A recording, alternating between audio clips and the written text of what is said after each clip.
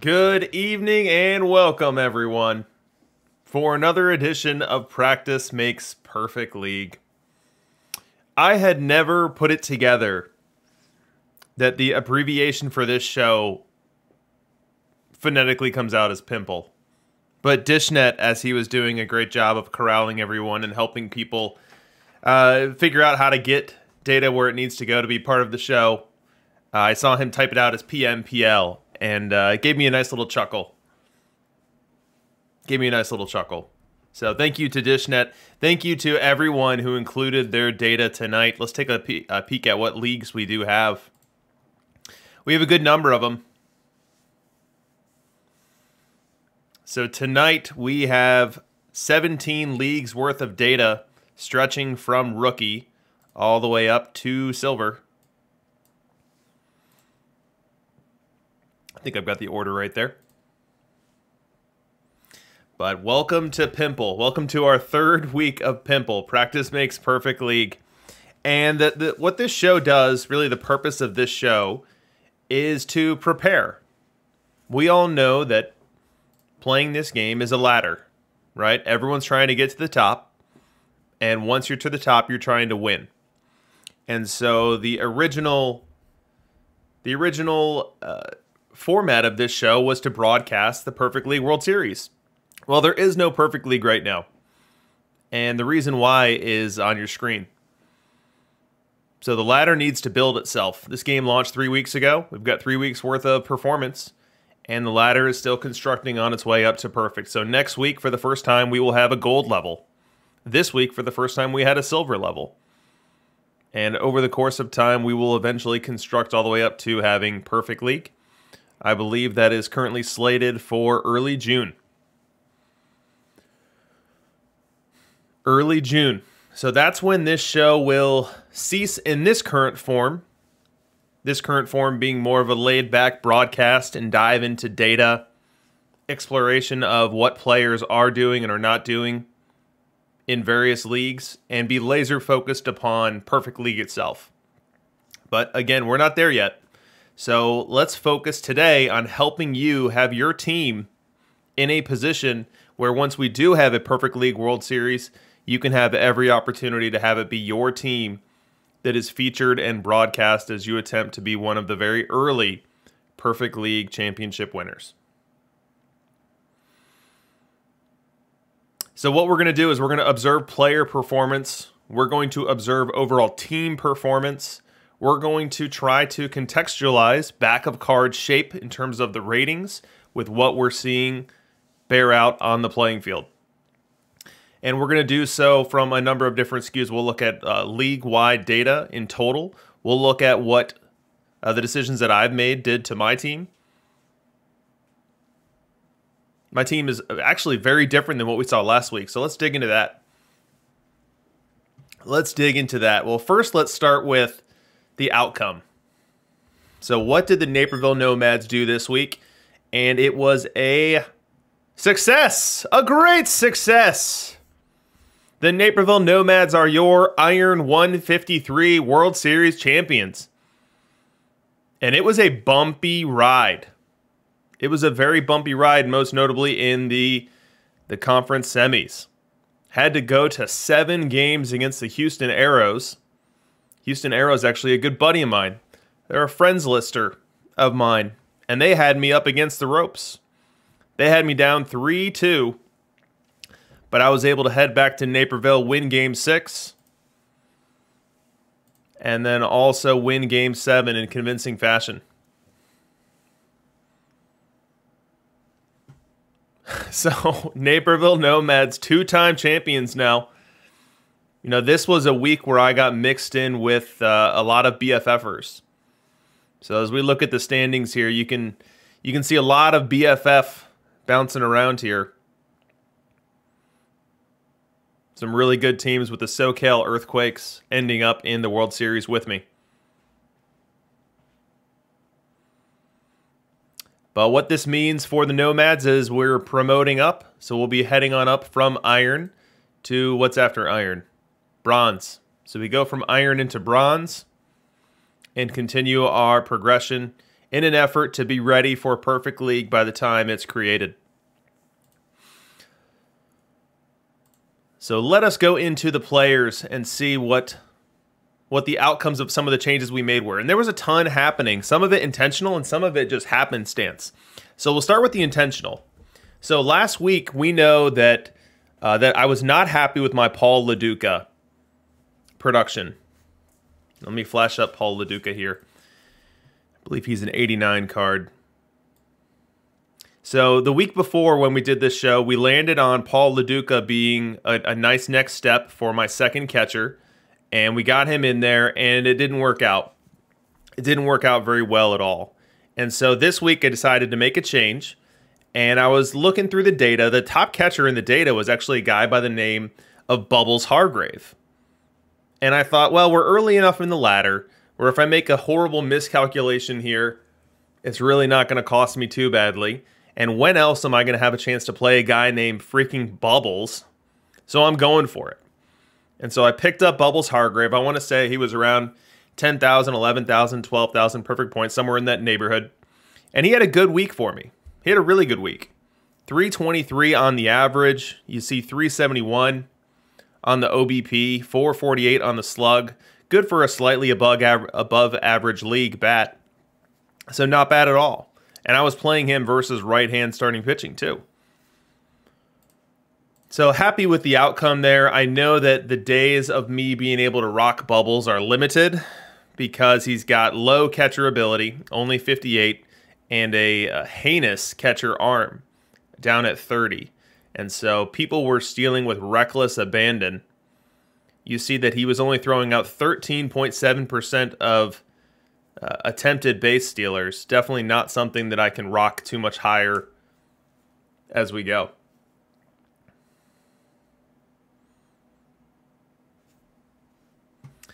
So that was one decision. And so my plan all week long was I'll do Bubbles, and then I'll keep rocking Roy Campanella. And Campanella had another huge week. You know, this is as birdy as bird profiles get as we look at the backup card profile here. And if you're new to that lexicon, a bird profile is a power-driven profile. Power is the predominant skill. And this is absolutely that. On the stream where we broke down these cards on the Thursday that they dropped, I'm sure that we had a bird icon on Campanella saying, you know, this guy's probably not gonna help you too much. And I could not have been more wrong to this point. As you see, the last 3 weeks, Roy Campanella has been just money. He wasn't quite what he was last week, but this week, 295 on the average, 360 on the OBP, 519 on the slug, good for 2.5 WAR. And he's doing it with better catcher ability, better catcher arm. So Roy Campanella, even though he's got the bird profile, still producing. Now, one of two things is happening. Either the game engine changes, which were made to elevate power to relevance again, are working, and this is evidence of it, and it will be continuing into the future, or this is merely a product of being low enough in the ladder and the surrounding cards being at such a power grade and there being a dearth of power elsewhere in the league where he's able to succeed now and he's not going to be able to succeed later. I tend to lean on the latter of the two options there, but we shall see. We shall see. Sox fan 66, yeah, I believe your data's in. I think we're all good to go. All right, so we dumped out Paul LaDuca. We put in Bubbles Hargrave. Let's see how Bubbles looked week over week. I know Bubbles was really strong last week. Yeah, look at this chart here down at the bottom. He was 896 globally in terms of OPS last week. This week, not quite as favorable. Down at 787, still for a catcher, nothing to be ashamed of. But we see that 2022 to 2023 took Bubbles down a notch. But then I was dealt with a big surprise. So Thursday night, we do our stream for all the Negro League cards. If you missed it, check out the video on demand. It was a ton of fun. We learned a lot about all the different players that are behind those cards. And then I ripped my packs. I had been saving my packs for a couple of days. And so I had maybe 40 or 50 packs saved up from tournaments. And I opened them all. And after I opened them, I was sitting there and I had pulled Cool Papa Bell, 99 Negro League card, incredible. I had also pulled Heavy Johnson, which was a card that I had deemed my favorite card of the entire night. And the reason that I had deemed him my favorite was because he's a great hitter, and he's also extremely versatile. You see the stock defensive position ratings at catcher, first base, shortstop, left field, center field, right field. Someone who can hit and play a decent defense everywhere and run the bases okay. As a gold card, just absolute dream material when it comes to perfect draft. And at this stage in the ladder, a card that you can definitely do a lot with. And so I pull Heavy Johnson on Thursday night. I immediately deploy him. Let's take a look at how I deployed him.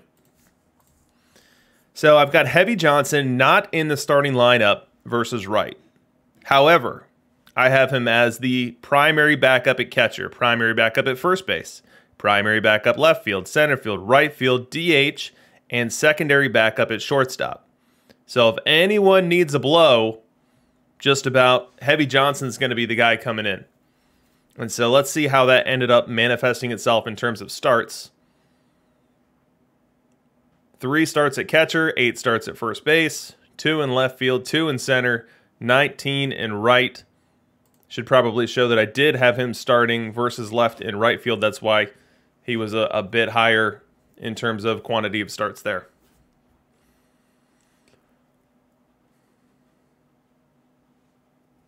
But incredible, incredible card. I'm so happy to have pulled him. I think the smart money move would have likely been to sell him the night that I pulled him to maximize on the moment there, but I felt like I couldn't do it to my buddy. I felt like I had claimed him as my favorite card, and I would have been proven to be a fraud if I would have then flipped him out of the auction house to the highest bidder instead of plopping him into the lineup and having some fun with one Heavy Johnson.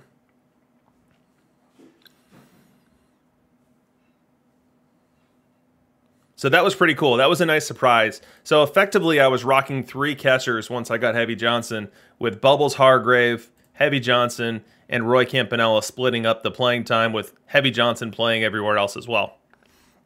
So one thing that I kind of buried the lead, Cool Papa Bell. Pulled him on Thursday as well. Let's see how he's doing. He's a 99 rated card. Let's see how much data we have on him. All right, looks like we've got some Cool Papa sightings in iron and silver. So I pull Cool Papa Bell, and I didn't nearly have the same connection to Cool Papa. I didn't feel the same responsibility that I had to continue to roster him. And so I played Cool Papa Bell for 8 or 9 sims, and then someone who was running a speed team said, "Hey, can I have At Your Papa?" And we talked it over, and I ended up deciding that the perfect points for Cool Papa Bell could do more for my team long term than keeping him and attempting for the collection, being one of the first wave of collectors. And so I moved Cool Papa Bell off the team. Yeah, I pulled both. Now, I had like 40 tournament packs saved up. I opened them, and I did so while streaming in my Discord. So, as some of you may or may not be familiar, after the Thursday stream, I pop into my Discord into one of the voice chat channels, and I'll just hang out with anybody looking to chit-chat, ask any questions, just shoot the whatever. And so I streamed my 40 or 50 packs, and then I had pulled Cool Papa at that point, and I decided to reload. So I got 25 more, and it was in the 25 more that Heavy Johnson came to the fore. So a very lucky pack run for sure. I think there was a Build-A-Legend or 2 in there as well. And it was fun getting the opportunity to share that with 8 or 9 of my closest friends, all in the stream room as I was hyping that Cool Papa Bell pull. Okay, so if you were with me last week or the week before, you know that I had Ginger Beaumont in center and Lefty O'Doul in left. And with Cool Papa Bell being pulled, that changed that. So I actually put both on the auction house. Neither of them sold. But I also bought a Mike Trout. I bought a Mike Trout because he was showing so well in our data, and because I was starting to play live tournaments. and so I felt like I needed a Mike Trout. He was showing really well in our global data last week too. If you look down at this bottom chart in 2022, he was OPSing almost 900 globally for us. Now the top chart will show you that that's heavily weighted towards the lower leagues. In rookie and stone, Mike Trout's producing at MVP levels, and with our first foray into silver leagues, we see that Trout has a hard time keeping that up.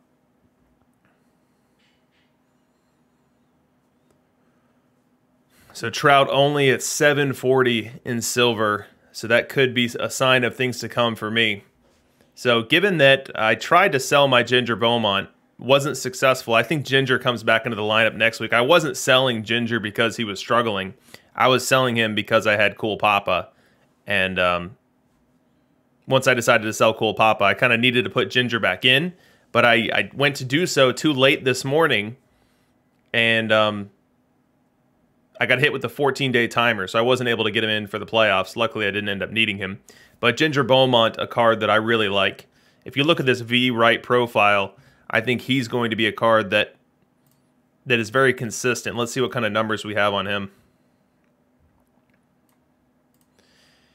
Mr. Ginger Beaumont, let's check it out. Ooh, kind of a bumpy ride there. So he's been pretty consistent week to week on our bottom chart here, over 800 each week. And then as we look at the levels themselves, there's a kind of a dip in the middle for iron, probably a sample size issue, but kind of flat here. So he's not someone who's absolutely destroying rookie, but is bad in silver, but it's kind of a casual decay for Ginger Beaumont. I think if you're platooning him, you're going to see very good production, even up through the highest levels that we have right now.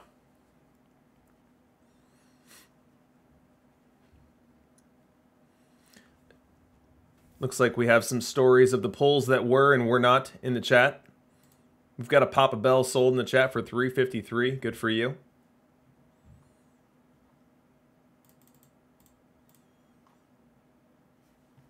Yeah, so Ginger Beaumont, I think we'll go ahead and get Ginger back on the team.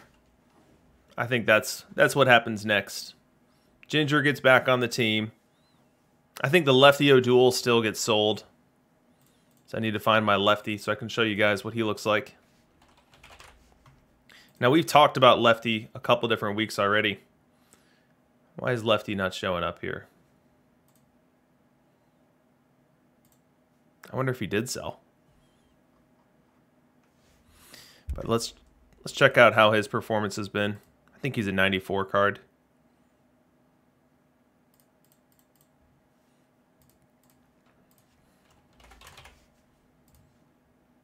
$95, Lefty O'Duel.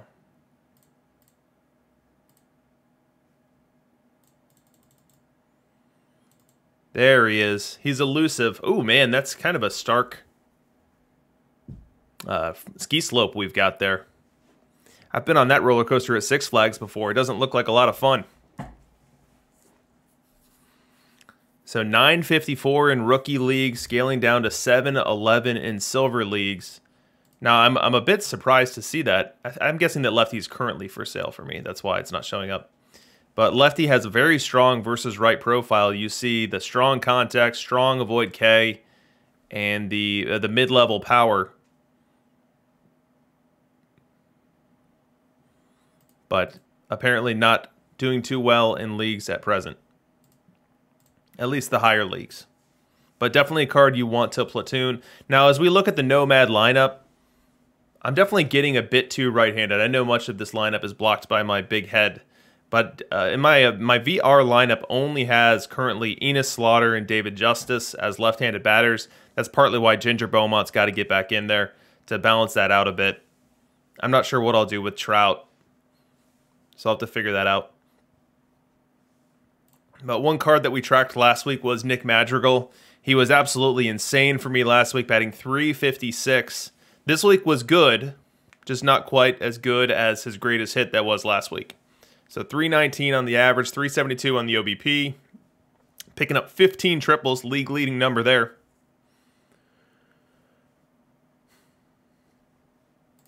But some good stuff there. So that is the overall Nomads offense. And it was an offense that led the league in just about everything with the exception of base running. Now let's jump over to pitching. Now my Cy Young was on a 2-week hot stretch that was just unfathomable, and it kind of came to an end. He had somewhat of a bumpy first half to the season here, but ended up 23-6, no shame in that. Picking up a league-leading 283 innings pitched, equaling that with 283 strikeouts as well, an 11.1 WAR season. So still dominant and still great, but from a perfect point generation perspective, a mere pittance to what I had gotten used to. So Cy Young had produced 13,000 perfect points in week 1, 19,000 in week 2, but couldn't even crack 5,000 this week. So it just goes to show that as you rise up the ranks, it gets a lot harder to get those in-game performance metrics to warrant the perfect point generation.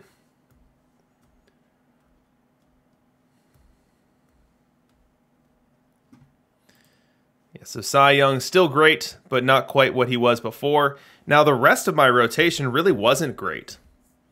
So for a bunch of guys who had been living in the 2s with their ERA, Justin Verlander jumped to 3.5, Langston at 3.36, Garrett Cole over 4. So Garrett Cole was under 3 last week, goes over 4 this week. So definitely not happy with this rotation. Now the one thing that we decided to try this week as a result of this stream, we had Lucas Giolito in the rotation, but we said, hey, you know what? We're curious what would happen if we go with a high control, low movement, good stuff guy, and we just happened to have one of those in Casey Mize sitting on the reserve, so we plopped him in. And he did good, not great.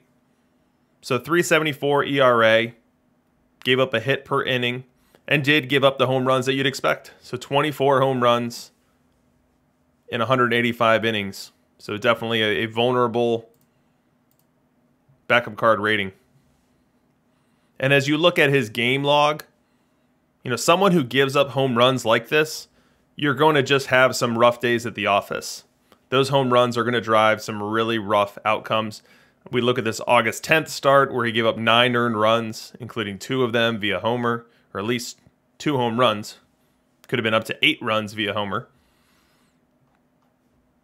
But a profile that can work, it's just got to dodge those raindrops, and those raindrops being the long ball.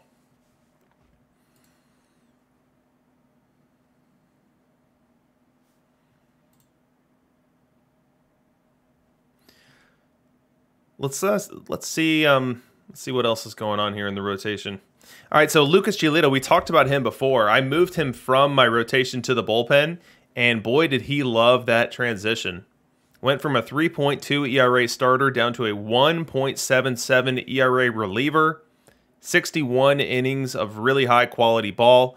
Now, probably unsustainable home run rate here, only giving up 0.3 per 9.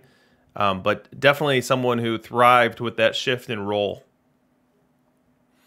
But in general, I'm kind of unhappy with a lot of the performance of my bullpen. I think that I've kind of reached the level with which they can maintain their effectiveness, like a Aroldis Chapman as a primary closer. Like this control is just getting to a non-viable point. So I think I probably need to shift him from closer to something of a lower leverage role, maybe a left-handed specialist. But there's likely to be some needed reinforcement for this bullpen because as I move up another rung in the ladder, these performances could get even more uneven. Ooh, TR man sharing that the Braves have hit 4 home runs in the first inning against the Cubs. That does not sound like a good time.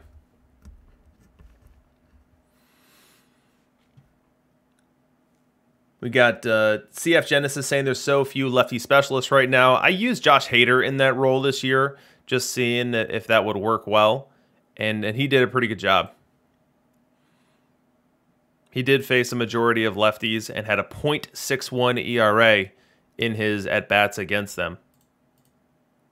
So happy with the Josh Hader, but this is probably an area where I need to stack up some perfect points to actually buy some meaningful improvements because these live pitchers and these high stuff guys, low control guys, I think that next week at this time, we could see some really ugly ERAs here, and that's not something that I'm interested in.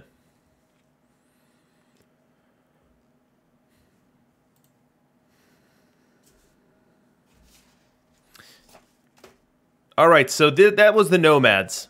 That's what the Nomads had happen this week. Certainly happy to get the second title in 3 weeks. But let's start looking bigger and broader and look at the data that you guys sent in. So as a reminder, for anyone just joining, you can submit your league's data. So there is a standardized poll that I have, and if you are able to provide your data in that format, then I'm able to include it on this show. And this week we had 17 leagues that fit the format, and I put them all in here. And you can see they run the gamut from rookie to iron to stone to bronze to silver, and then next week we will be incorporating the gold data that we have as well. And now that we have all this data, we can look at our league leaders. So why don't we start by looking at who had the most runs of everyone in our data set.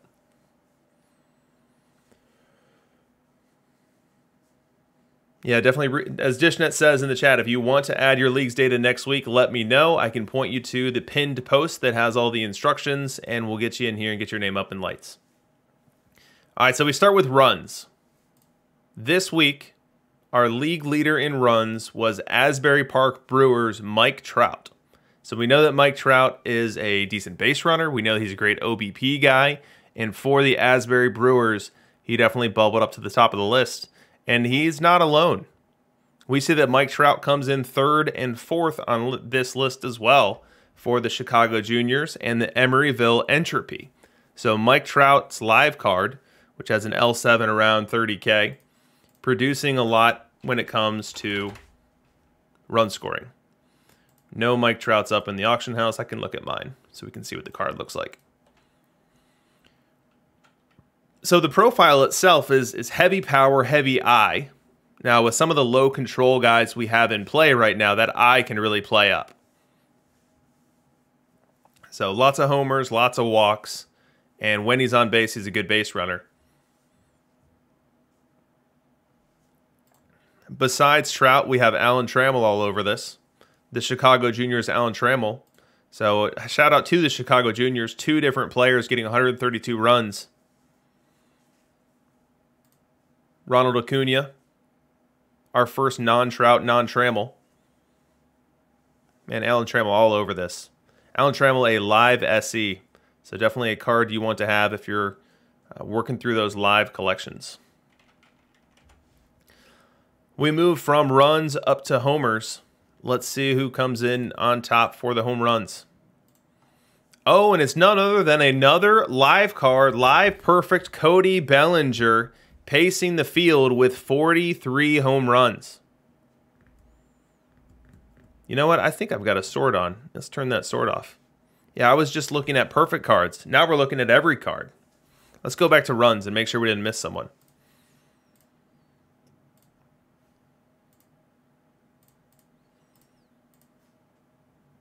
And we did.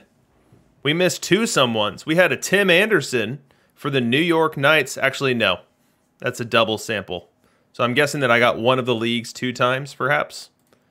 But so ignore the Tim Anderson. But do pay attention to this Bob Carruthers. So 97 Bob Carruthers for the Syracuse Shens put up 146 runs scored.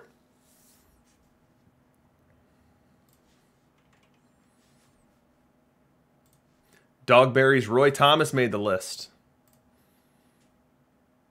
All right, so now we can move from runs to homers, and let's see who's pacing the field there.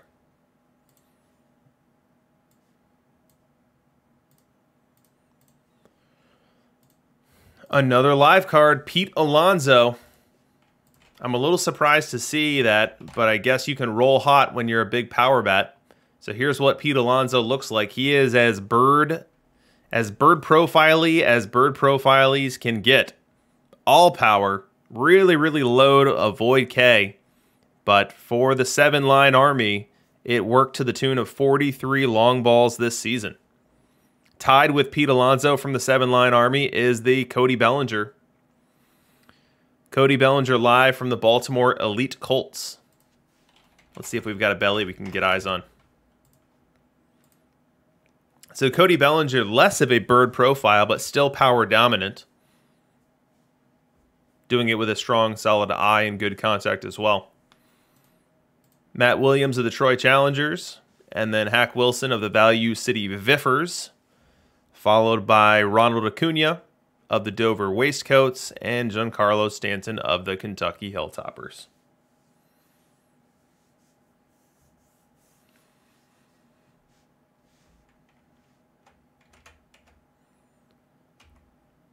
What do you guys think? Should we contextualize this by league level? Should we just look at the highest league? I'm trying to figure out how to make the most sense of this. Now, as Dishnet is pointing out in the chat, Alonso did this in rookie ball, which that's a whole lot different than someone putting up 43 homers in the highest level. But we've got 17 leagues spanning every level, so what's the best way to meander through our league leaders?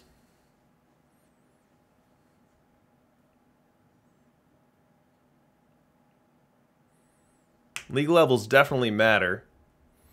Yeah, why don't we do this with the highest two levels? We'll do bronze, we'll do silver. And then we'll have that be a proxy for high level play. And we've got a very different story once we do that. We've got Ripper Collins. So a couple weeks ago we had a Ripper Collins who was popping everywhere. And Ripper Collins has a profile that is very interesting, a switch hitter who can really hit righties and who can hit lefties pretty well as well. So Ripper Collins puts up 40 dingers. Hack Wilson coming in with a 40 of himself. You know, I thought my Hack Wilson was going to be all over this board. I had Hack Wilson at 30 homers, I want to say, by the end of July. He just didn't keep up that pace. But we see that the Long Beach All-Stars Hack Wilson did keep up the pace, 40 homers for him. Ronald Acuna putting up 36.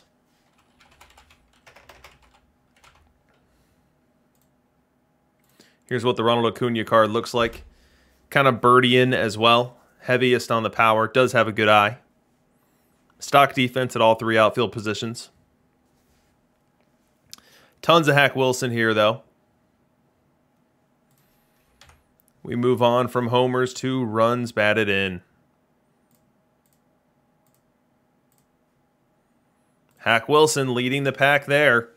Now, we know Hack Wilson in Major League, IRL, put up 190 runs batted in one season. This isn't quite 190, but it is 135 for the Luca Goers. And right behind him is that St. Louis Cardinals Ripper Collins at 135 as well. Riff Raff's Elbows has a sight so that keeps winning batting titles. Yeah, we'll show the lower levels too. Maybe we show the top two levels and then we'll take off the filter and see what's going on at the very lower levels as well. So once we get rid of our filter, we've got a Hack Wilson at 141 and Nomar at 140.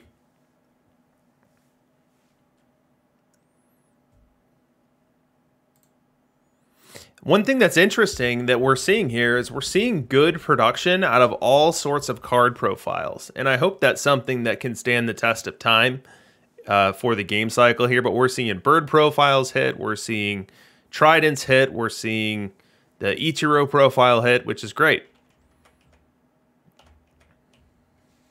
All right, let's look at stolen bases.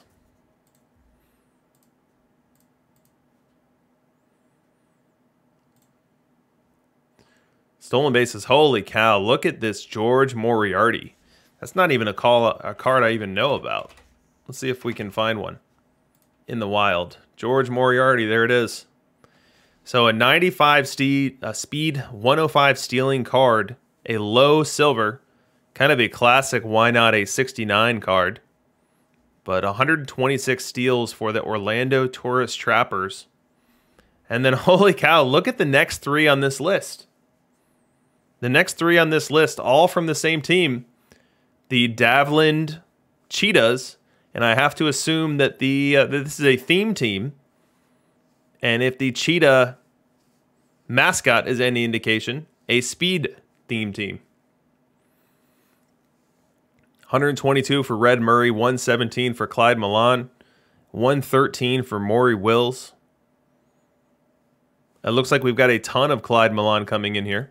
So Clyde Milan, a high gold card that you can use in your main league play to juice a bunch of steals. We've got 4 Clyde Milans on the auction house right now.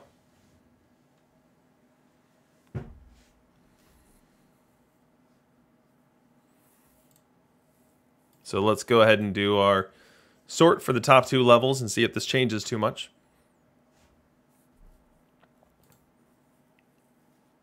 A lot of the same figures here. Now we do have a Tom Long, a 64 Tom Long breaking the century mark. So if you're looking to steal bases on a budget, here's a guy that you can look at. 130 PP is all that he'll cost you.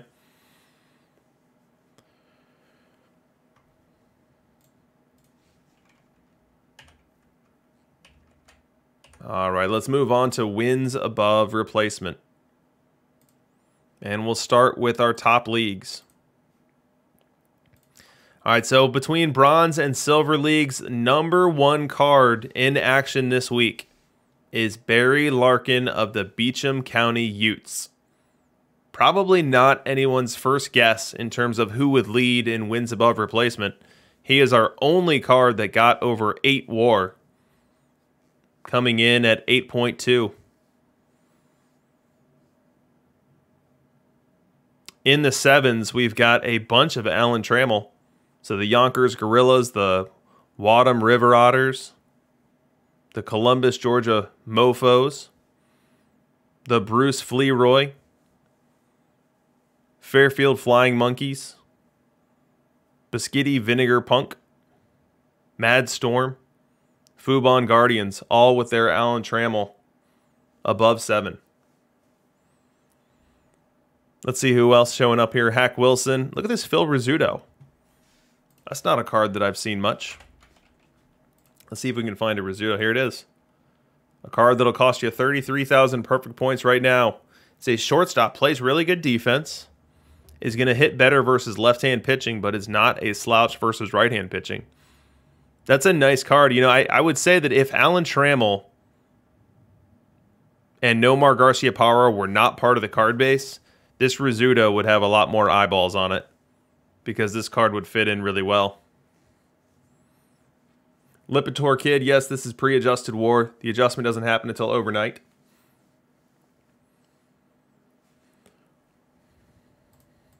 All right, so these are our top league WAR producers. Let's go ahead, kill our filter, and see who bubbles up to the top. Holy cow, look at that.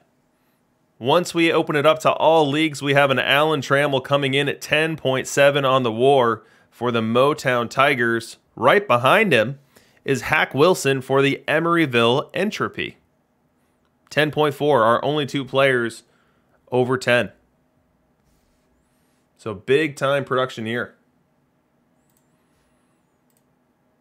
Enos Slaughter at a 9. Chet Lemon, 9.3. But, I mean, as you can see from this leaderboard here, so many of these cards are live SEs. So if you are on the fence about completing those live collections, this should be all the motivation you need to jump over.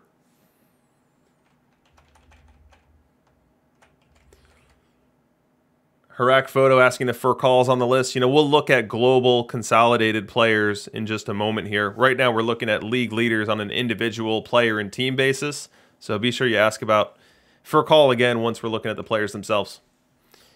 All right, so now let's look at batting average. Who are our batting average champs in the ladder this week? Minnie Minoso. I think someone was talking about their Minnie Minoso up higher in the chat. But Minnie Minoso coming in at the high water mark of 366 for the Foves Self-Abusers.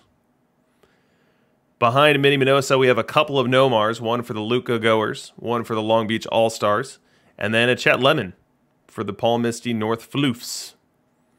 A Ken Williams. You know, I've got a dupe of this Ken Williams card. Maybe I need to give it another look. But 356 for Ken Williams.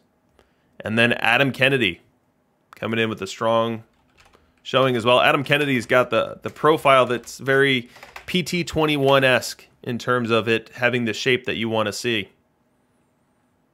High contact, low power, decent avoid Ks, so it's going to be a real strong BABIP option for you. And that's exactly what happened for St. Louis.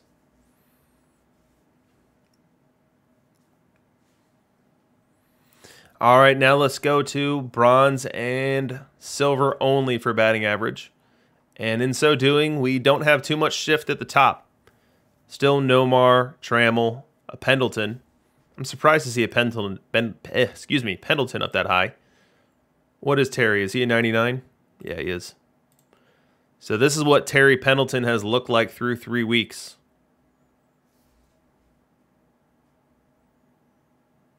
.726 in silver leagues on the OPS.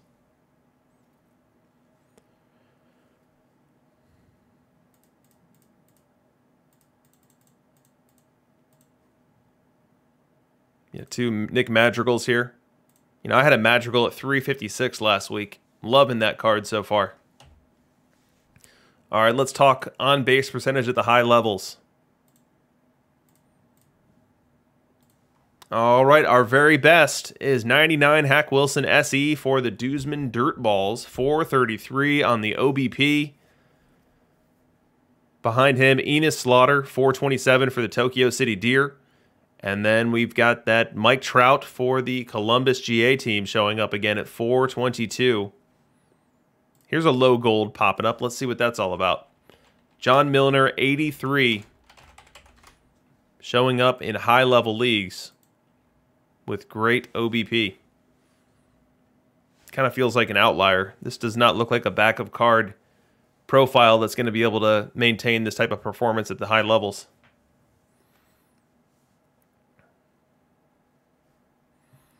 All right, let's kill the filter, go all leagues for OBP.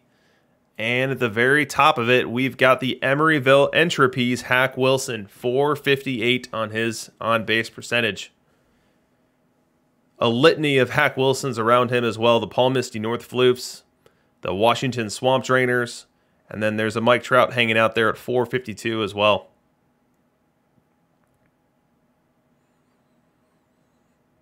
So we move on from on-base percentage to slugging, our penultimate category. So all leagues, all levels, the Hack Wilson for the Entropy coming in, leading here, 654 on the slug. Dominant season. Look at this, Tim Anderson. That's amazing, 629. That's incredible. Incredible because I don't believe it. Like literally incredible. That does not seem like a card that should slug 629, but it could have just been a hot season in rookie for the Bloomfield Blackbirds. All right, let's look at just silver and bronze leagues. And we see it's Hack Wilson at the top here. So Hack Wilson as an SE just producing week after week for teams.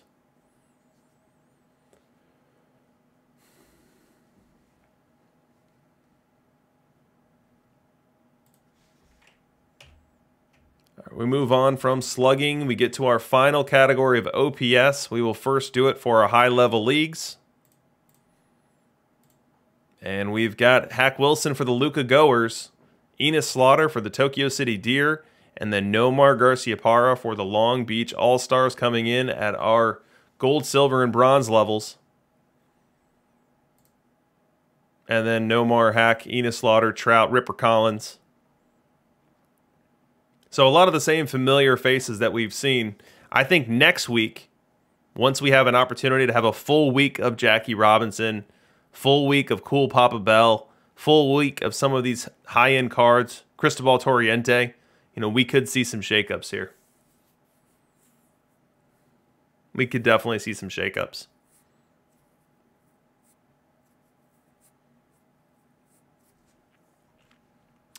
All right, so let's go position by position now. Look at all of the data as it is combined, and we'll go position by position and see what players you guys need to target. And what we'll do is we'll sort this. We'll sort this by batting runs so that we can isolate the best hitters at each position, and then you guys can contextualize that with defense to make decisions for your team. All right, so first we start with catchers. And our best catcher on the board here is, and I always mispronounce it, I believe I've heard this said as Lave, not Lave. Lave Cross. And Lave Cross is a very interesting card in that you can play him at catcher. He's got 52 catcher rating. Probably less than what those catcher defense nuts out there will tell you that you need, and they're probably right. Or you can put him at third base. And he plays a pretty good third base. You see third base here coming in with a rating of 74. But either way, the bat's going to play. It's an incredible off-the-charts avoid K. So Lave Cross is not ever going to strike out. He's never going to strike out. And the contact that he does make will be at least okay in quality. He's got a decent eye as well. So the observed triple slash for Lave Cross is 307, 361, 492, coming in as our #1 hitting catcher for this week. Definitely a production line that you can put at third base and feel good about as well. Behind him, we have Avon Herrera. I believe that's a Future Legend card. It is. A Future Legend card that I don't own.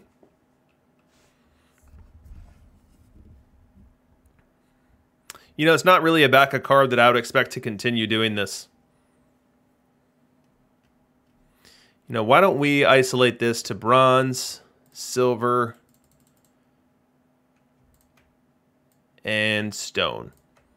So in terms of trying to identify who the best hitters are, let's leave off iron and rookie, as most of us are either already past that or quickly moving past that. So I got that wrong. I need to take stone out, put iron in. There we go. All right. So we lose our Lave Cross here, but I still have confidence in his bat being able to stay up here, even if he were in this sample.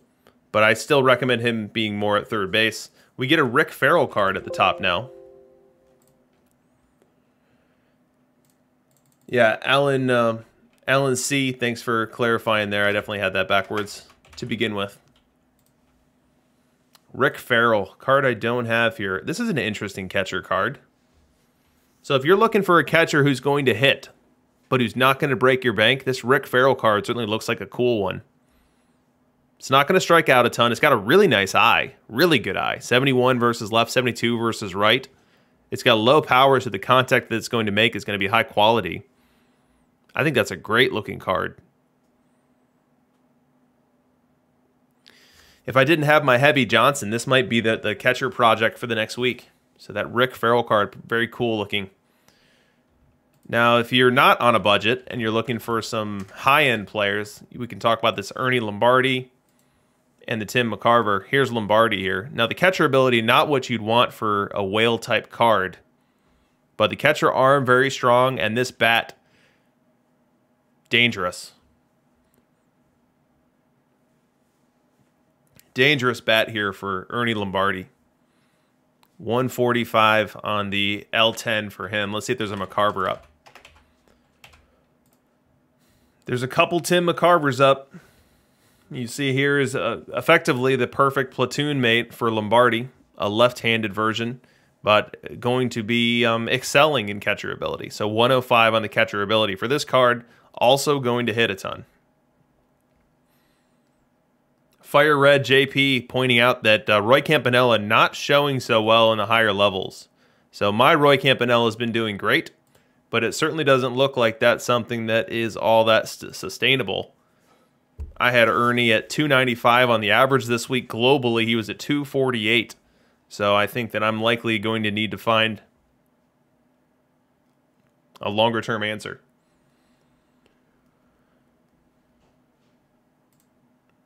Here's our Bubbles Hargrave showing up.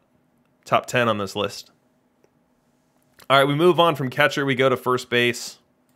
And right at the very top, we've got a whale card in Orlando Cepeda, a perfect historical legend. I don't know that I've even seen this card outside of Perfect Draft. But there's one up right now for 190K. And there's a lot of blue on that profile. It's a right-handed hitter, but can hit both righties and lefties, and you see that in the stats that are bearing out here. High average, Good OBP slugger.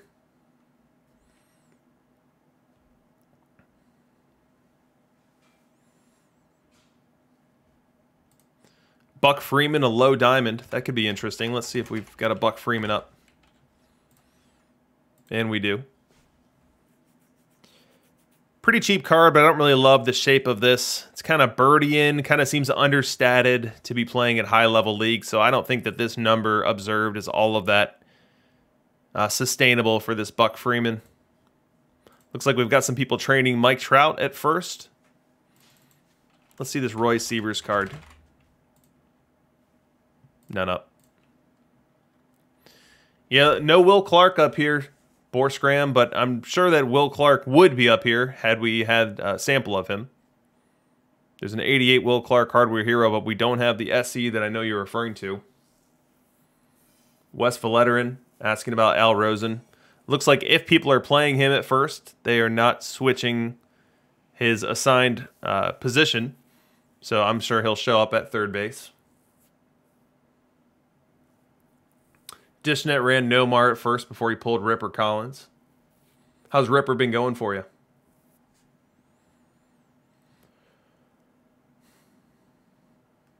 Coach Ruffy saying that these stats proving that live cards are worthless. I'd stop short of that because the best live cards are not first basemen. If we're talking about first base, the best live cards are Freddie Freeman, Yordan Alvarez, and those really aren't the best lives that are out there. Once we get to center field and the outfield, be on the lookout for where Trout, Acuna, Bellinger, maybe at shortstop we have Tatis not too far down. So don't give up on lives just yet. Now, their time in high-level play is limited. I do not expect that to stretch into July, August. But for now, I think you can certainly get away with it, and you see me trying on my team.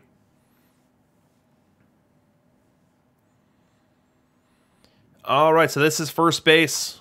We move on to second base. At the very top, we've got Tony Lazier. Let's see if we can get a peek on what that card looks like. We've got a couple peeks, a couple of them posted, and look at all that blue. So it's a card that can play second or third, and it's a card that's very balanced. Everything just about is in the 80s in terms of backup card rating. So very balanced, and in terms of the stats we're seeing an OBP-driven profile here that still does hit for some power. So Tony Lazier, an interesting card.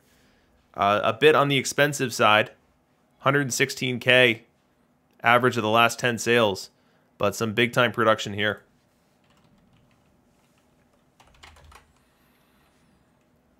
Let's look for Jeter Downs. None on. Oh, Nick Madrigal. Got to talk about Nick Madrigal. He's my guy. I'll show you mine because there's none up for sale right now. So here's what the Nick Madrigal card looks like. He's kind of got the perfect PT21 profile here. Really high contact, really high avoid Ks, really low power, and coming with some decent eye. So what that's going to mean is that Nick Madrigal is going to challenge for batting titles, and you see him with the highest average of all second basemen here at 318, but he's also performing from an on-base percentage as well, 381 on the on-base percentage, and he's a pretty good base runner. So this is someone who you can absolutely have near the top of your lineup on a competitive team right now, and an everyday option for you at second base. So I love this Madrigal card. It's a bit on the pricier side as far as what you're buying. You're buying a gold future legend, and 20K is a bit more expensive than most of those that fit that cohort. But the observed production you're going to get out of him is fantastic. Not a huge PP generating card. You see in 2 seasons of full-time play, he's only at 1360 for me. But he's kind of a steady Eddie type who's going to hit 300 plus and score a bunch of runs. Jazzy Jesus pointing out that his defense is short on the range, and that's true. There's going to come a time where the statements I'm making about him playing for your main league team at high levels are no longer true, but we're not there yet.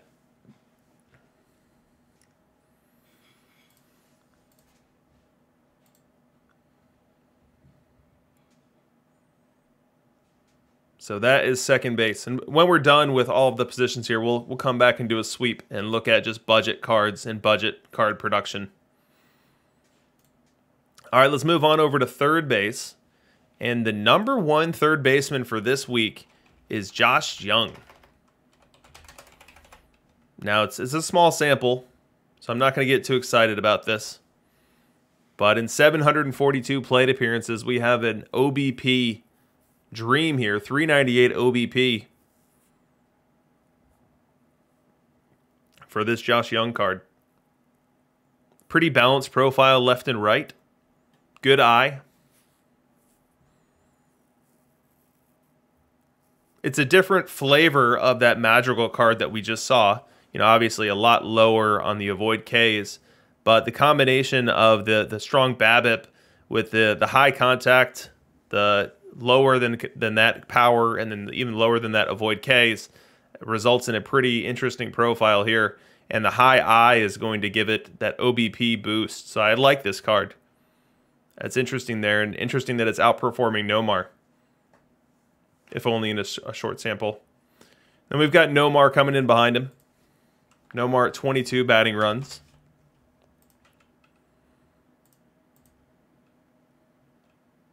Great looking profile on Nomar's card there.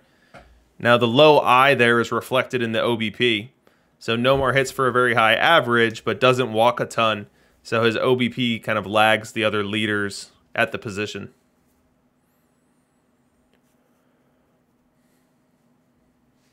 TF Llama's got Young at DH. Running Live Arenado at third. Live Arenado, great defense.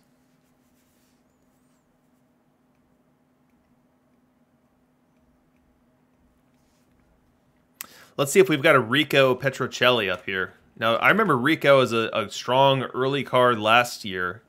And let's see what his card this year looks like. All right, so the defense lags a little bit what the card was last year, but this one comes with third base and shortstop and is a bit birdie-in on the backup card ratings, better versus left-hand pitching, so kind of optimally deployed as a short side platoon guy who's going to back up your VR guys, and then VL, he's going to be in your starting lineup. But producing pretty well here. 278, 369, 463 on the slug, putting him third amongst third basemen.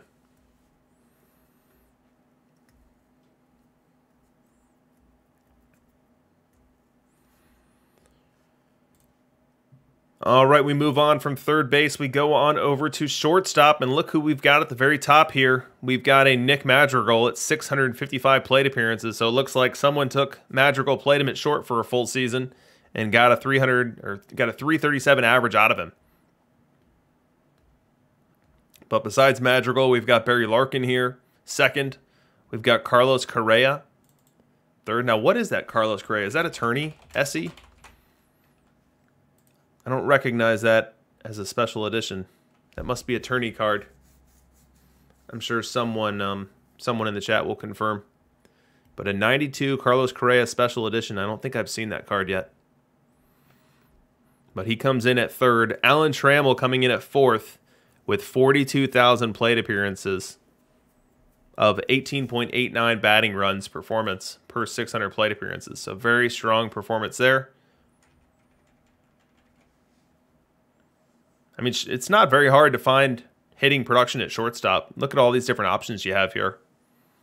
So the game launched starting with some great options at shortstop. Now, someone talks about live cards not being so hot right now. You can see down here Fernando Tatis with a very respectable 9.49 batting runs. So you can absolutely run Tatis, and Tatis is going to have better defense than a lot of these guys above him.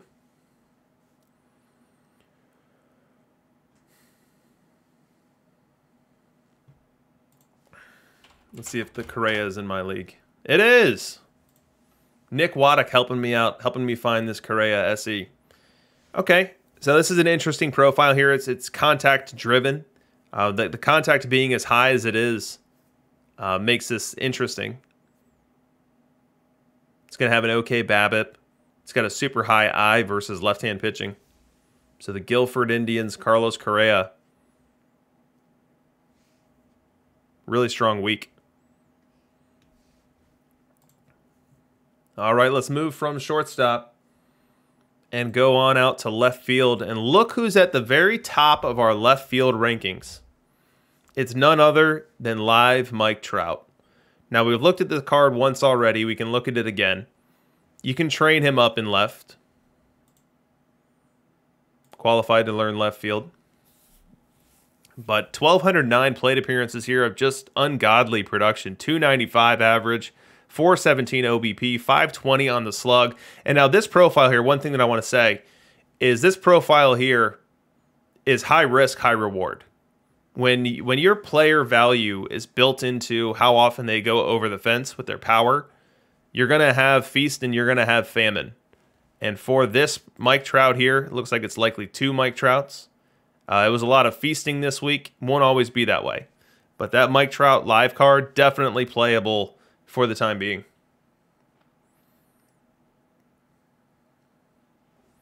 T-Chuck trying to convince everyone to play him at first base, as T-Chuck is wont to do. Other left fielders here, we have Enos Slaughter, Chick Hafey. That Chick Hafey card's really cool.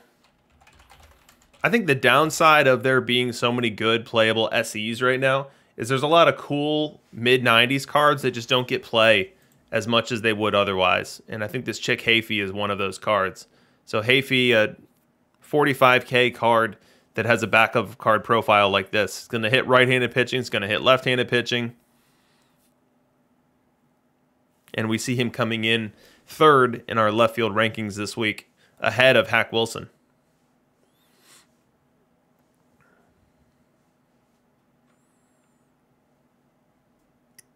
We move on from left field. We jump on over to right field. And look who's leading right field. It's Mike Trout. Mike Trout is trying to hit the Triple Crown. If we get to center field and Trout has it, then he will be the supreme outfielder of 2023. Incredible. George Foster coming in second behind him. I don't think I've seen this card yet. Let's see what this George looks like. 3 of them up in the auction house right now. One at 29,500 perfect points. It's a short side platoon outfielder. So someone who's going to be better versus left-hand pitching. Not a great defender. Kind of birdie in terms of his profile. So maybe not the best profile long-term, but one that certainly turned in a good performance this week. This is OOT Meme Lords Foster. He's okay for you. We got a guy named Sox next. Sox Seabold. I know I've got him. Let's look at my Sox. Not to be confused with Chris Face Sox. Here's our Sox Seabold. So this is another bird profile here. Power driven. And 2,500 plate appearances of it said that that was a great profile to have this week in the 3 highest levels. That's interesting. I would not expect that this backup card profile is producing this triple slash line in our 3 highest leagues right now. So something to watch going forward. Fire Red JP says, let's check out this Mike Davis. Let's do it. No Mike Davis on the auction house. Let's see if I've got one in inventory. I do. Mike Davis. So the first thing you'll see as we look at this card compared to the cards we've been looking at is it's significantly understated. The contact way lower, power way lower, avoid K is not great. So this Mike Davis stat line you see here, 319 on the average, 363 on the OBP. I would not count on that. Would not count on that. So Mike Trout was the king of right field this week. Ronald Acuna not too far behind him. So Ronald Acuna comes in 8th with that OBP-driven power profile, even ahead of Enos Slaughter.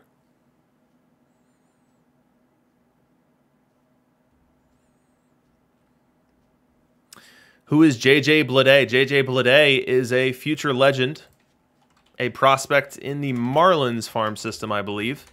If J-Ronk is here, he'll confirm or deny. Let's see if I've got a Bleday in inventory. I do. here is what J.J. Bleday looks like. Right field stock, left field stock, and then a card profile that that certainly looks like it could hit some. I mean, great eye. You don't see many cards with an 80-plus eye at this stage of the game cycle yet, and that's why his OBP is just popping off the page here. So somewhat of a lower batting average, but the eye is juicing up the OBP up to 383 for J.J. Bleday. So definitely a card that you can get away with playing right now. All right, so that is right field. Let's move on over to center. Now, I don't think that Mike Trout's going to take it and hit the Triple Crown this week, but I'm not betting against him either.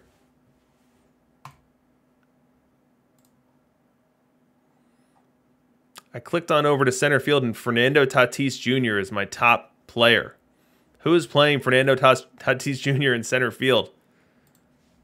It's the San Diego Friars.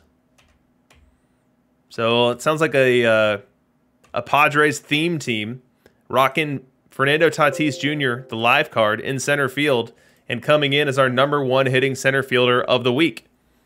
634 plate appearances of a ridiculous triple slash of 297, 372, 513. Yeah, I didn't see it coming either. I clicked over, and for the first 20 seconds, I was trying to figure out what was wrong. What did I click on that was incorrect? Why is Tatis at the top of my list? That's great. Yeah, so it worked. It worked for him. So behind Tatis, we've got Hack Wilson. And now Mike Trout in his bid for the Triple Crown comes in, what is that, 7th? He comes in 6th best. Behind Hack Wilson, Jared. Someone corrected me on this last week. Kelenic. That was what I was wrong. I said Kelenic, but it's Kelenic. Jared Kelenic.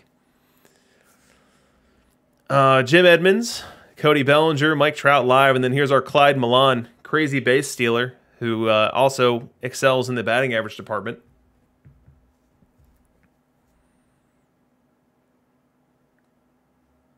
All right, so that's our position-by-position hitter breakdown. Now let's go and look at all positions concurrently and then go tier by tier to identify who the best hitters are within each tier. So we'll start with iron. And in the 3 highest levels, we only have 1 iron card getting a lot of play, and it's not going so well.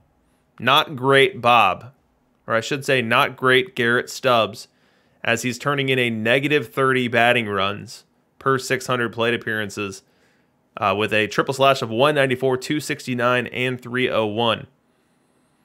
So stay away from the Garrett Stubbs. It makes sense. We're 3 weeks into this game. There shouldn't be people rocking irons anymore. So let's move on up to the bronze tier. All right. Ooh, Shad Berry. I just picked up a Shad Berry. I got to show it off, because this is a card that I had been looking for. So Shad Berry is a first base card, but what's interesting about it is that it plays a decent center field. And in the bronze tourney meta right now, it's really hard to find center fielders that are worth a darn. And I'm not saying that Shad Berry's a leading defensive option out there, but with this batting profile and this center field defense being passable, I think that Shad Berry is a nice center field option for you. And I just bought one last night, so I'm excited to have him. I have not put him onto my bronze roster to see how it works, but that's what's next for me. And I think that a lot of people sleep on Shad Berry because his position is listed at first base. So someone says, okay, I need to look in Kidney's database. I need to find a bronze center fielder. Well, Shad Berry's not going to show up there unless you're doing a more advanced filter where you're looking at center field defense rating. So don't sleep on Shad Berry. Maybe that's a card that you can make use out of.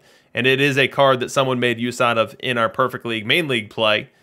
With a pretty decent triple slash line here, 288, 348, 386. So an OBP-driven profile with a good batting average, turning in excess value in one of the 3 highest leagues.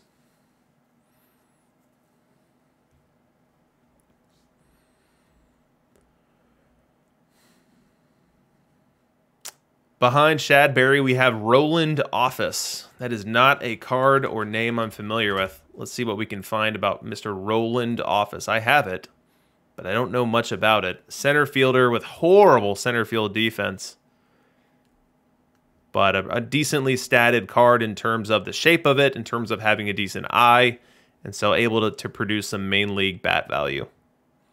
And then you guys can see the rest. No, so Luis Arias here, ton of plate appearances. Arias has that classic perfect team 21 shape to it. High contact, high avoid, low power. And you see it's turning in a 295 batting average. Now the slugging is leaving much to be desired here. So it's actually coming in as a below league average bat. But if you're looking for someone who you can plop at second base or someone who you can serve a utility role for you, it's going to hit 300 off the bench. You can do a lot worse than spending 100 perfect points on Luis Arias. Cavacom threatening that Arias is going to be a silver next week. We'll find out. We will find out. All right, so these are our top bronze cards. Let's move on up to silver. Oh boy. As we move up to silver, we move up into cards that are producing significant excess value, starting with Jackie Jensen. We don't have a Jackie Jensen up. We do have a Jackie Robinson up for 1.6 million perfect points. But no Jackie Jensen up on the auction house right now. Let's see if we've got this Patty Bowman. We do have a Patty Bowman. So Patty Bowman is a second base card with bad defense at second, with even worse defense at third. And then the shape of the card ratings, not anything that's getting me too excited. So I think we can continue to sleep on Patty Bowman. We'll look at Jarren Duran before we move on to gold.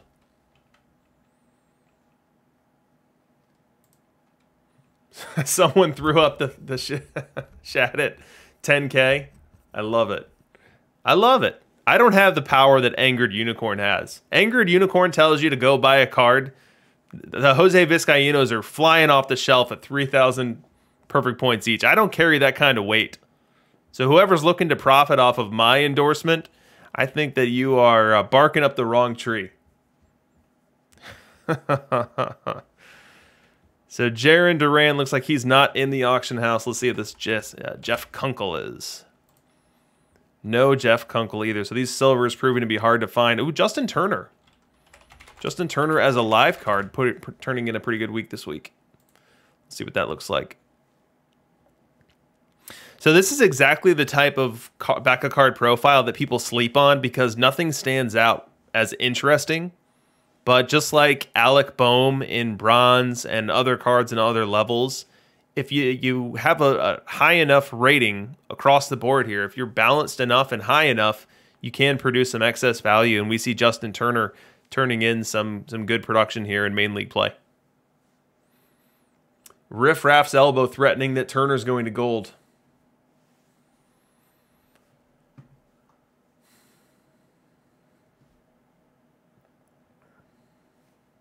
All right, we move on from silver. Let's go on over to gold. What are our top gold cards? And to the surprise of no one, Moises Alou right up here at the top of the list. Now, I love Moises Alou, the player. He was an excellent Cub.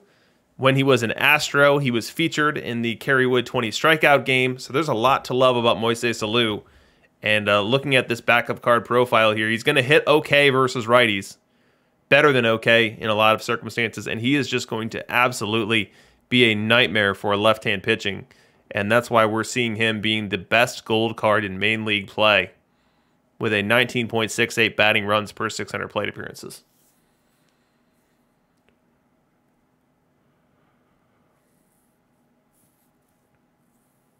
Yeah, Minerva using Alou as VLDH. VR not quite as good. That is a fact. We've got our Nick Madrigal coming in at 5 down here. Minnie Minoso showing up with a ton of plate appearances of good production. I can't remember his defense. Let's check out Minoso and figure out where you hide him. What in the world? We don't have a Minoso up right now? Someone put one up for 500K. All right, so Minoso, kind of a rough glove. So you can either hide him at third, hide him in left, hide him in right.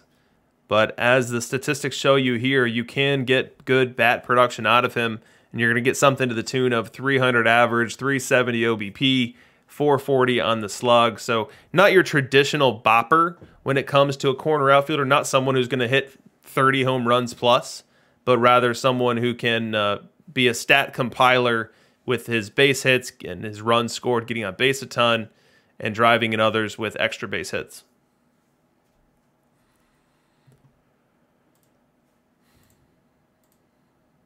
We've looked at the Mike Davis card earlier. Let's look at this Rick Farrell card before we move on. No luck. All right, let's move to Diamond. Diamond, J.J. Bleday, which we looked at earlier, top of the list. Josh Young, just beneath him. We got a Buck Freeman in the middle. I don't think we looked at this earlier. No, actually, we did. We looked at the Buck before. We looked at the Sox Seabold. We looked at the Chick Hafey. So we're at the point now where we're looking at Diamond cards here. These are pretty much the top cards in Perfect League anyway. So nothing too surprising here. And then we'll go ahead and look at Perfect Cards Only. In looking at Perfect Cards Only, we have Cepeda at the top, Lazier, Barry Larkin, Al Rosen. So we didn't talk about Al Rosen enough earlier. It's surprising that he has so few plate appearances. I've got Al Rosen in my lineup. I'm just surprised that more haven't been played and aren't being used right now. Definitely someone who can produce. All right, enough about hitting. I bet pitching lovers just hate this stream. We spend so much time talking about hitting, and then we run out of time, and we rush through pitching. So let's jump over to pitching now. So we're going to look at starters first, and then we will look at relievers. And again, next week, I'm excited to see where Satchel Paige fits into this data. Zozu85, you have a missed catcher ERA. This stream underserves on defense as well. But realistically, I don't know that we can extract too much meaningful data from catcher ERA at this point in time. Like a team that has Tim McCarver likely has a bunch of great pitchers and likely has a bunch of great defenders because they were able to spend whatever Tim McCarver goes for. Whereas, you know, a team that is rocking Roberto Perez might have a bunch of bad defenders and bad pitchers. So it's hard to make sense of catcher ERA when you have such a wide net of surrounding talent at this point.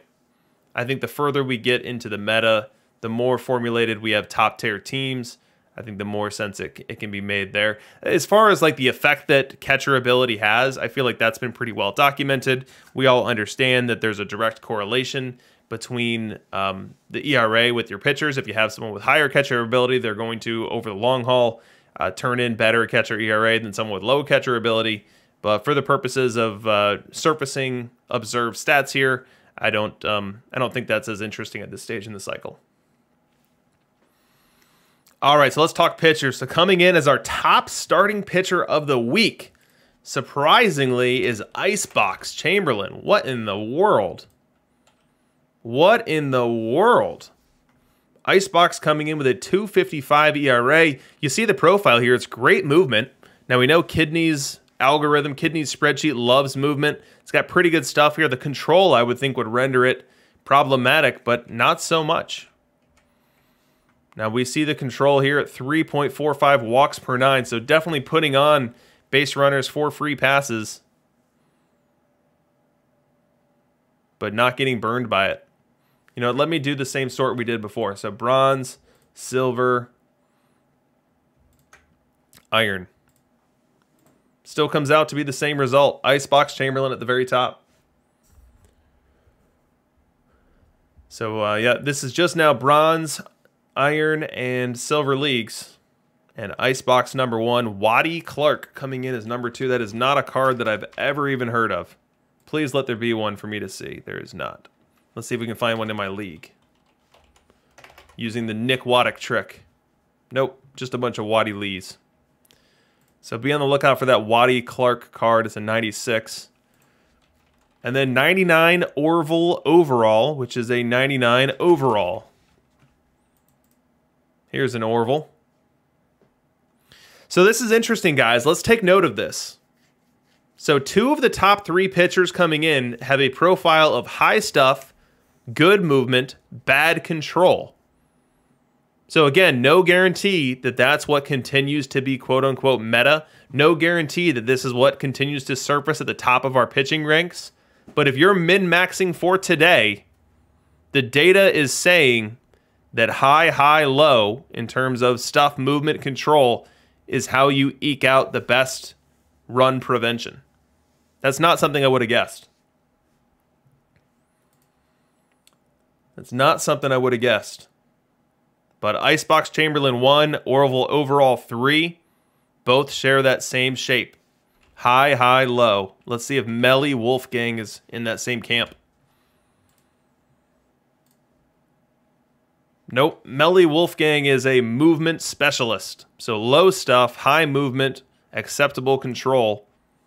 And we've got 400 innings pitched here with him at number 4.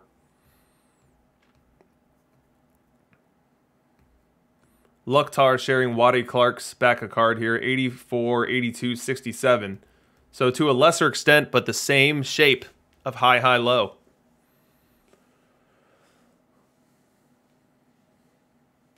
Yeah. Jazzy Jesus saying, highly doubt that profile will last in the long run, and I would share that doubt. You know, as we looked at cards last year, what ended up standing the test of time was high, low, high. Like Pedro Martinez, his weakest was movement. Walter Johnson, his weakest attribute was movement. Like our highest guys last year were high, low, high, if you had to put it down into a bucket like that. We'll see if we end up in that same spot, or if we'll see if movement continues to reign supreme. All right, let's move on here. We've got Roy Oswalt. None on the auction house now. Let's see if I've got one in my league. No Oswalts, but I believe he is a high, low, high guy. I think he's like a 100 stuff, like 80 movement, around 100 control. And then we all know what Cy Young looks like. We've got 30,000 innings pitched of him in our sample here.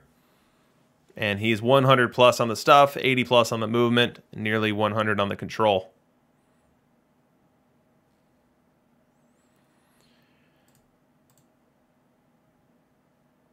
All right, let's see who's missing. Who's missing here? So we don't see Langston. How far down do we have to go before we find Langston? Here he is at 3.62 on the ERA. Good for 32nd on the list.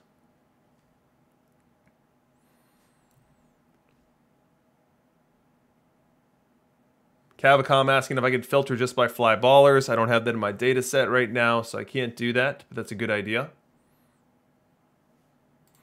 All right, who else do we have here? We can just surf down and see who we find. So we've got Charlie Buffington, Hooks Dowse, Burley Grimes. Now do note how close all of these are. These are all between 3.2 ERA to 3.5, so we're not talking about wild differences in observed performance.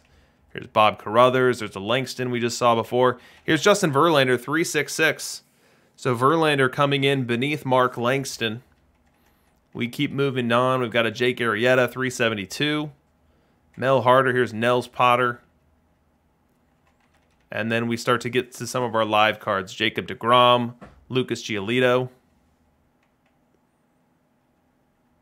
Here's a Max Scherzer live.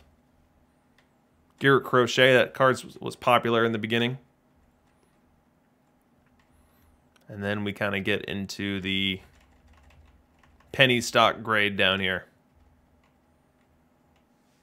Steven Strasburg live. Yeah, so Cavacom, I used to have FIP.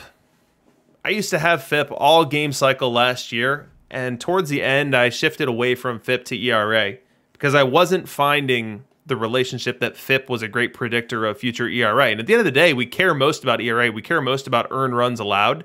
It's just that in real baseball, FIP oftentimes can be a better predictor of future ERA, and that's why FIP has become as popular as it was. But in this game, I did not find over the course of the game cycle that FIP meant more than ERA, and I consistently found pitchers who would have either lower ERAs than FIPs or lower FIPS than ERAs. And so I decided to can it.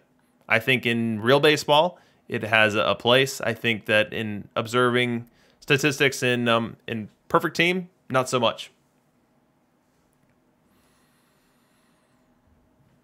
All right, so let's move on from starters to relievers. Who are our best relievers? And at the top of this list, we have Cy Young. So people deploying Cy Young in the bullpen are being rewarded handsomely for it. 1.51 on the ERA for 251 innings pitched of Cy Young. That's interesting to see. That's very interesting to see there. After him is Jim St. Vrain. That is not a card I'm familiar with. Let's hope there's one up that we can take a peek at right now, and there's not. Maybe there's one in my league. Nope.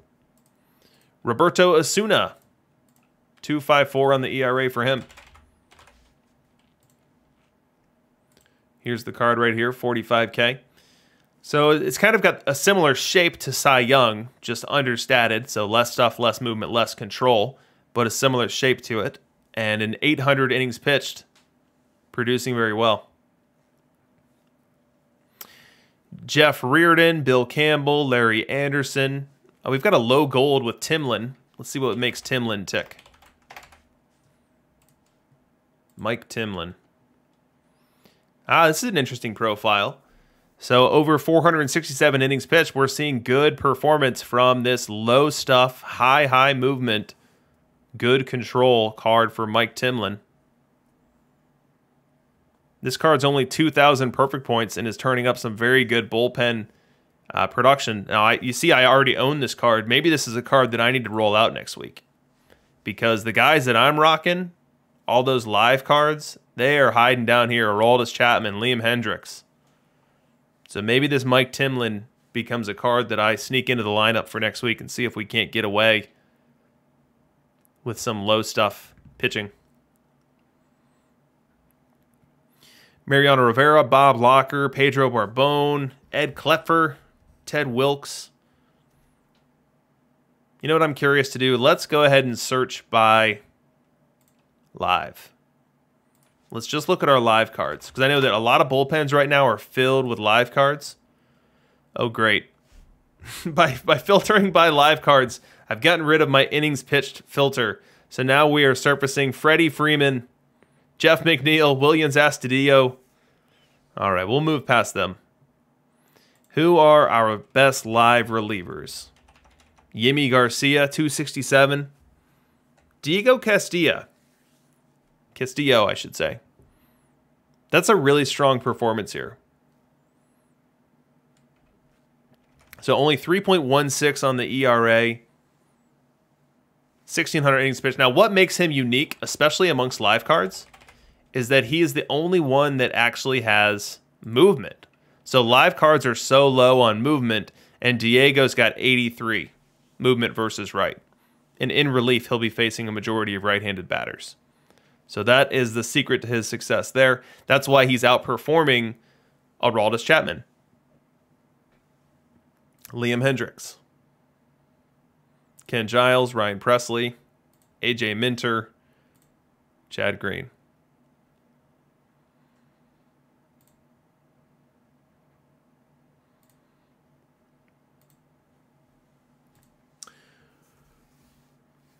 All right, let's do a couple minutes of requests. So what hitters do you want to see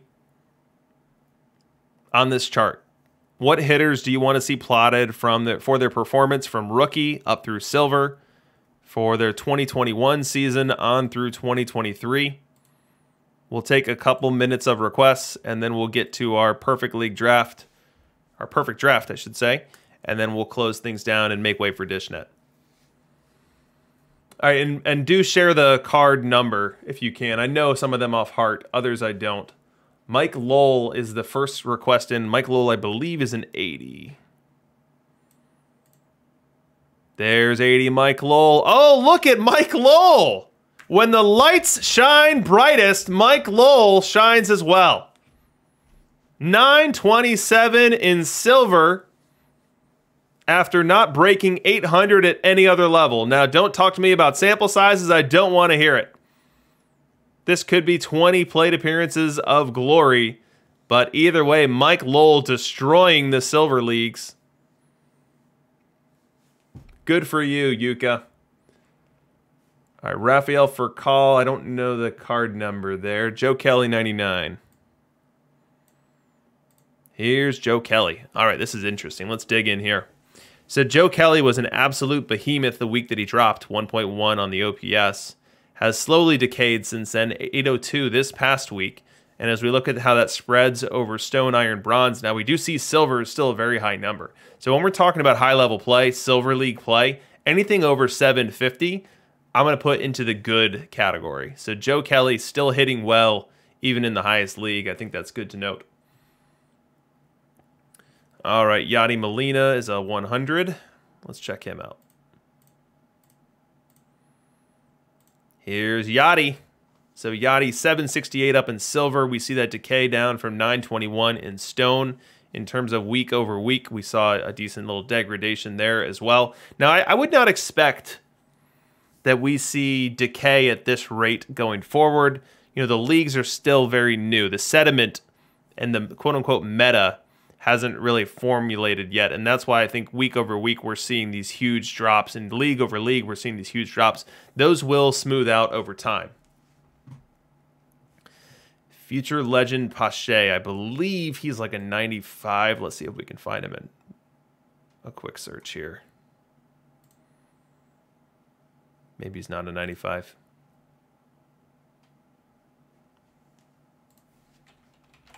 I know I've got a Pache. Here we go. 96.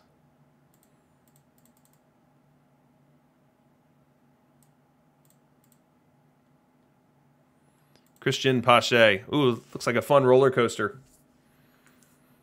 But he's not much of a hitter. Christian Pache is there for his defense. You can see his back card ratings on my screen right now. I think that low levels he can hit just fine. But you're really rostering him for his glove, his ability to come in and go catch it.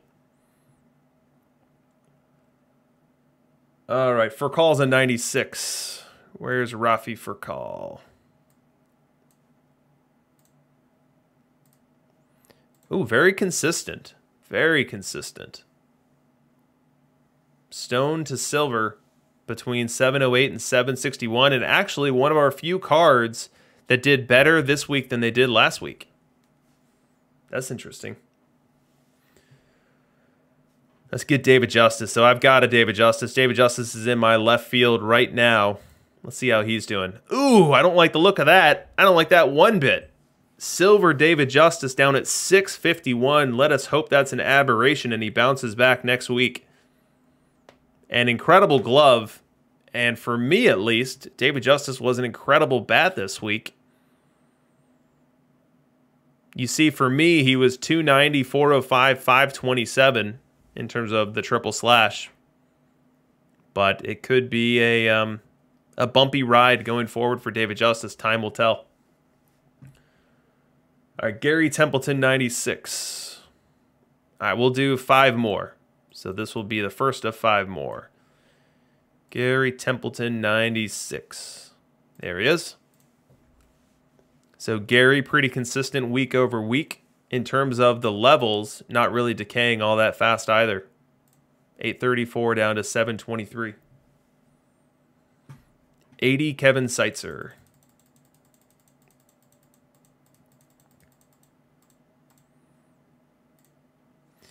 Where are you at, Kevin? There he is. Kevin Seitzer. Now, we've heard rumor of Kevin Seitzer popping these batting titles, putting up some huge numbers. Now, what we're seeing in iron and bronze is somewhere between 700 and 750.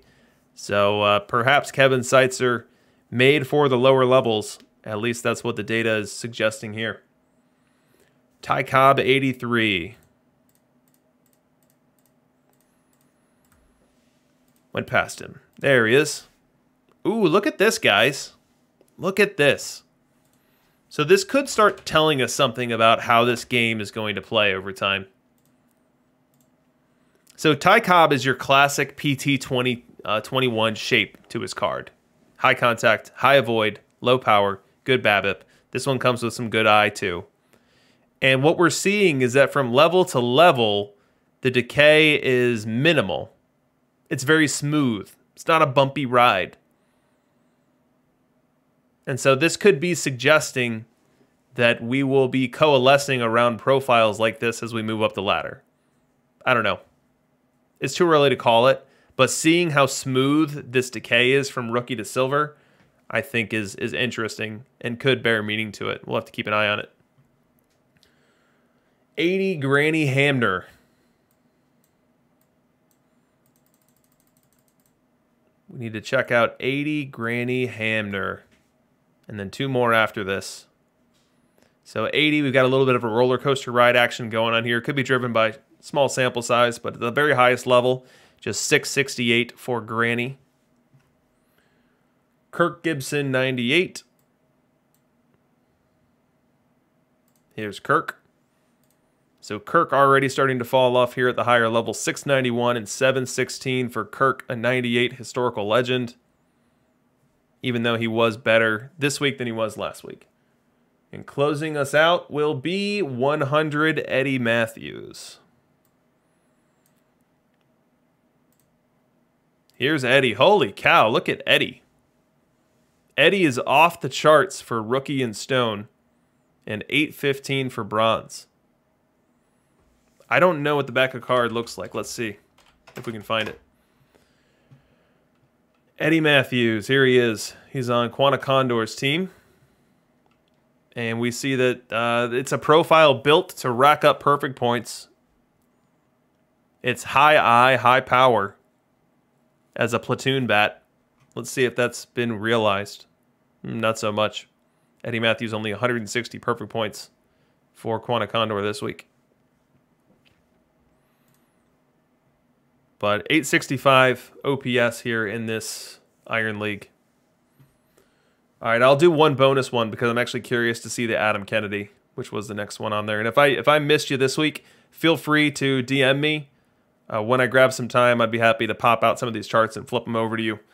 Here's the Adam Kennedy, which is going to close out our chart section here. And we see Adam Kennedy with a pretty consistent slope from rookie down to silver. Silver already down at 653 on the OPS.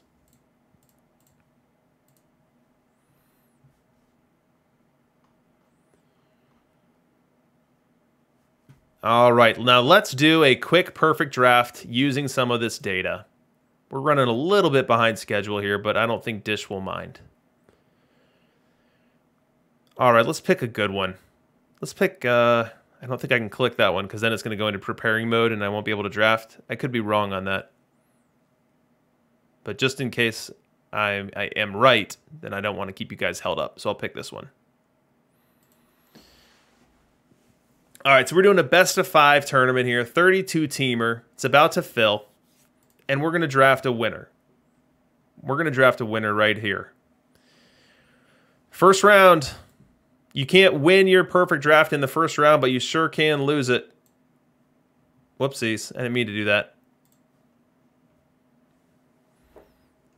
All right, let's see what we want. So we've got Jim Edmonds, we've got Chet Lemon, Jim Edmonds 97 on the, or Chet Lemon 97 on the range. Edmonds at 109. Definitely going to be a better defender out there. I don't like going first base in the first round. I do like going pitcher if I've got a pitcher that I feel like I can believe in. Now, this wouldn't ordinarily be one that I'd say, oh, yeah, let's go Jeff Tesreau. But given what we've seen with regards to the profile, where high stuff, high movement, okay control, has really been working well. You know, I want to give this more thought than I would normally. Let's see if we've got a Tesreau in here. We will put our value filter back on here for 200 innings pitched. And let's see if we've got a Tesreau. Nope. All right, so I think let's not overthink it. Let's go ahead and lock in Jim Edmonds. Don't want to go first base. Don't want to go with a live card. Don't want to go Utley for a non-elite defensive card. So we'll not overthink it. We'll go Jimmy Edmonds.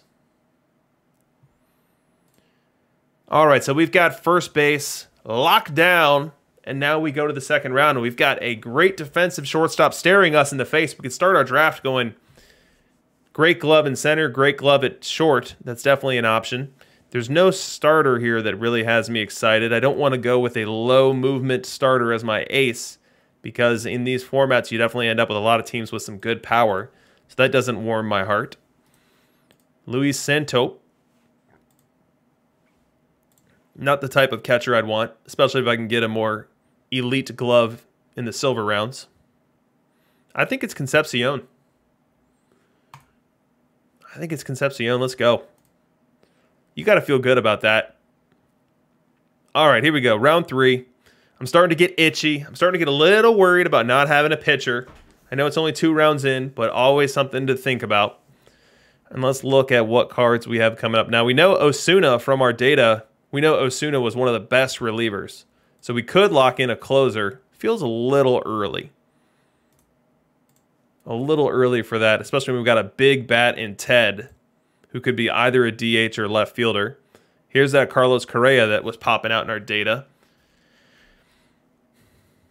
Oh, this Rivera. I think Rivera and Osuna were both right at the top of our reliever list. Osuna at 4, and then Rivera down here. What do you guys think? Can't be defense? Only 62 catcher ability.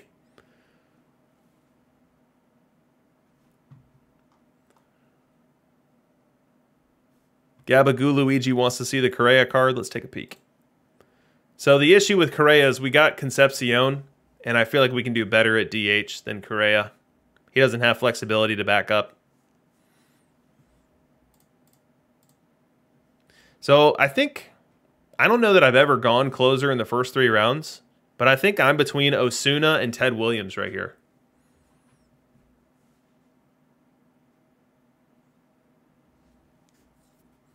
Looks like the chat's kind of pro Ted. All right, let's go Ted. We'll find closers later on. I see this profile here, and I know that when I face right-hand pitching, Ted is likely to be my 3rd or 4th hitter, and he's going to do a heck of a job there in that role. So we've got Ted. We'll call him a DH now. We might need to put him in left. We'll find out. All right, we move on to gold. Gold. What do we have popping off the page here? We don't have a pitcher yet. That's making me nervous.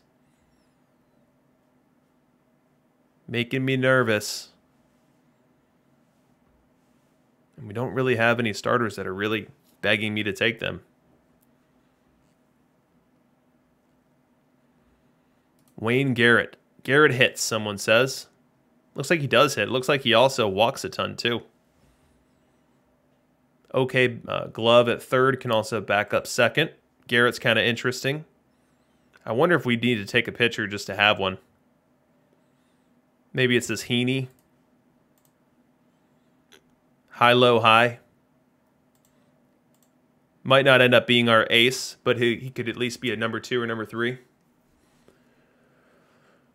Worth and Kennedy, someone says. Kennedy is definitely not a bad second baseman. I like having that glove there. There's no guarantee we have an option to get a better glove than that later on down the road. Worth is a great short side platoon bat. So if we're just maxing out offense, you know, I really like that Kennedy. And I think I like Heaney. I don't want to go into the 5th round without having a pitcher. Let's do it. Kennedy and Heaney. We've got our first pitcher. It looks like this is the round where we're going to be able to find another one. This Bobby Miller doesn't look too bad.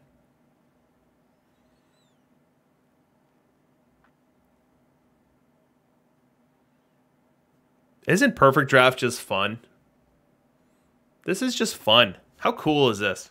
You know, color me as someone who was somewhat skeptical when it was first announced, and even after like I got my first Perfect Draft in. But this is just so cool. And what better way to learn the cards that are in the game? Dan McGann, we've got a base running first baseman. Platoon bat. I think I want this Bobby Miller. I don't love the movement being as low as it is, but I think the stuff will be able to counteract some of it.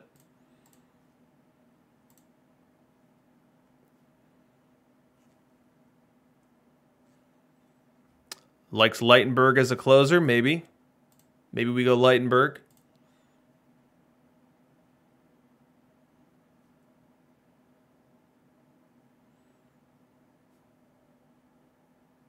Yeah, I like that. Let's do it.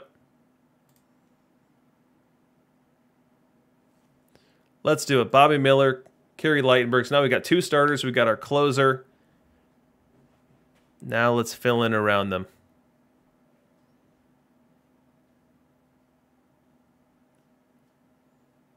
Oh, I like this card a lot. Look at this one. I think this is our closer. Kerry Lightenberg just got bumped to setup. This is exactly the shape that we're seeing pitch well right now, too. High, high, low. Greg Olson, welcome to the team. Denny Nagel. I've seen Nagel shut me down more times than I care to admit. I wouldn't expect it from this backup card. We've got 2 starters. Wouldn't hurt to get a third. Let's see if there's someone that convinces me that we want to go that route instead. Nagel Olson says Epic Divinity. Wild Thing.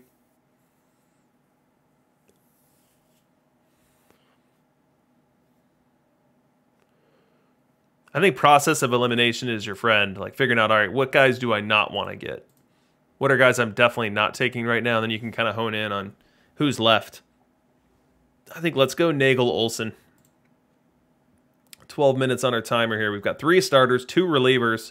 We are currently missing catcher, which is really important.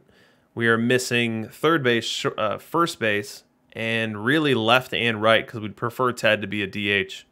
Let's see what we can find this round. Double duty Radcliffe. We could have him be a backup catcher. What was his catcher ability? I can't remember. 61, not bad. Not bad at all. Max Flack, I think he hits. I think he slaps, as Kidneys would say. Yeah, that's a pretty good bat out in a corner outfield. Put him in right field. Decent base runner. Mike Musina, build a legend. That VL profile leaves a little bit to be desired. Not a bad fallback plan. Let's see what this Jimmy Welsh looks like. We could put him in right. Not going to walk a ton, and the BABIP's going to be problematic here too for Jimmy Welsh. Randy Jackson, it's a no from me, dog. Juan Rivera. This is an interesting little bat here. And versatility, he can play left or right. His VR is not horrible. And if someone throws a lefty against me, he kind of erases the advantage of them effectively nullifying my Ted Williams. So I like Juan Rivera. Let's get him in there. Maybe he starts VR. Maybe he doesn't if we're able to get some nice platoon bats. But he gives some flexibility. Can play both corners. And then double duty. Should we have him be pitcher / catcher? Figure that one out later. Let's do it. Double duty. Ooh, is this the Reigns? Is this Build a Legend Reigns? Oh, it is, but it's the wrong one. I think the bronze might be better than the silver. That's not a bad card, though. He's kind of just as bad as Ted in left field. Tucker Barnhart, can you catch? Ooh, that's not bad. 76 catcher ability. That's not horrible. That's not horrible. Yeah, Icy Dragon double duty as a pitcher as well as a backup catcher. I'm not sure what I'm hoping for. I might hope for him to be a pen arm and backup catcher. I don't know, maybe a 5th starter and backup catcher. We'll figure that out once we get to it. Oh, this Irish card, I think it can hit.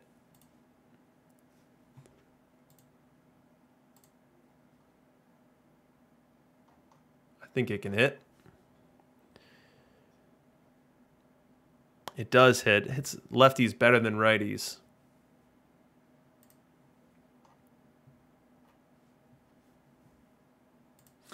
Kolarik's not a bad fit because we don't have a lefty in our pen yet. Oh my gosh, and look at this movement control profile versus lefties. I'm in love with Adam Kolarik. Let's go. Let's go. We need a first baseman. Don, are you the answer? No. Leroy Stanton. Bird profile, no thank you. Joe Decker, he's got that high, high, low, but we've already got so many pen arms. It's getting a little ridiculous. We really need to fill out our areas of need. I like this Larry Gardner. He's a good glove. We need a third baseman. He's going to hit righties really well. He's not horrible versus lefties. So let's go ahead and fill the position of need. Fill the position of need with Larry Gardner. We'll get Adam Kolarek to be our first lefty in the pen, and we move on. Ooh, let's see what we got here. So let's remember what we need. We need a first baseman. We need a right fielder. We need a fifth starter, and we need some pen arms, and we could use some flexibility as we get into it as well.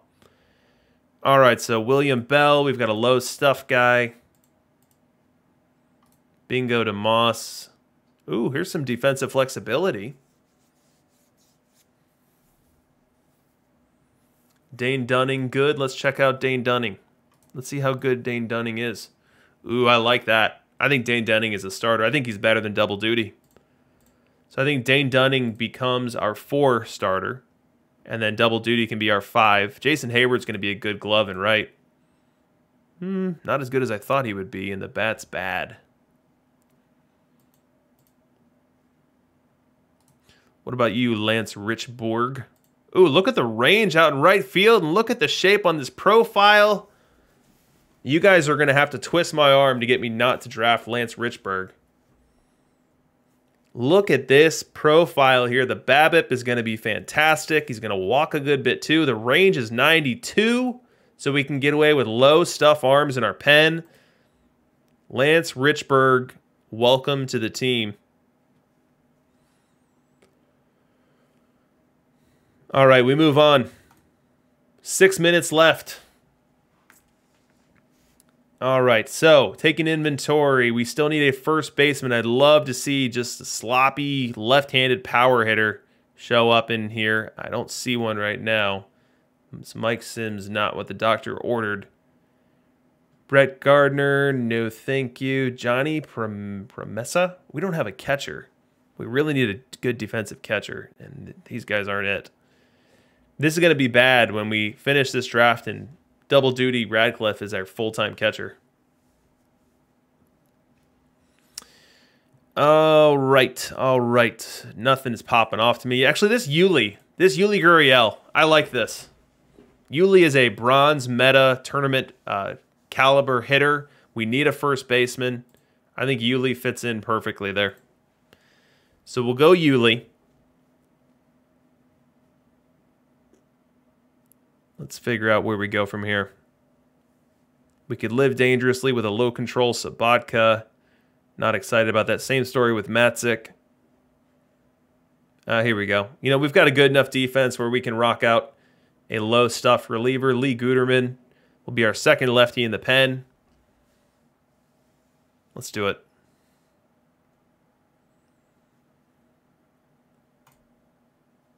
All right, how about a catcher? Hey, catcher. No catcher. We went fishing for it, and we came up with nothing. All right, so we can't get a catcher, but what can we get? We could get some flexibility with Nick Senzel. I don't really like doing my hardcore utility guys until I get to the round of irons, but if need be, you can always do it. I think double duty Radcliffe is looking like he's at least a backup catcher now, so I'm starting to think I need another starter. Ooh, this Lee Handley, I think I've used this. Yeah, I've used this card in bronze tourneys. Lee Handley's not bad. He's third base defense only. As is Gardner, so that doesn't work too well. Although he's like a natural platoon pairing with him.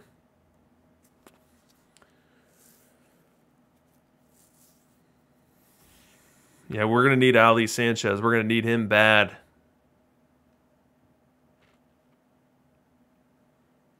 Three minutes on the clock. We're starting to bump up against it. All right, we're going Juris Familia in the pen. We're going to get Lee Handley as my platoon mate for third base. Cam Gallagher, defense. Not bad. Not bad, says Cam. 74. You're on the team, buddy. Welcome. You and Double Duty are going to hold it down. Possum-witted. I've used him in bronze tourneys too.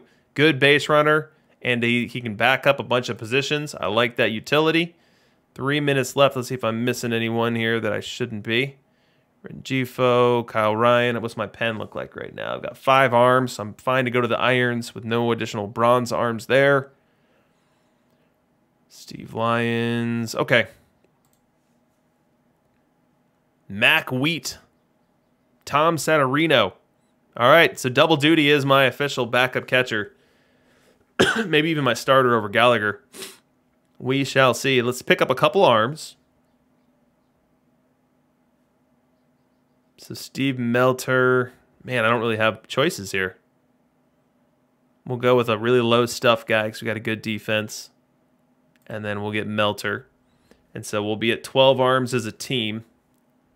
Although Double Duty has to play catcher some, so maybe we go ahead and go 13. No deal, Simple Enigma. No deal.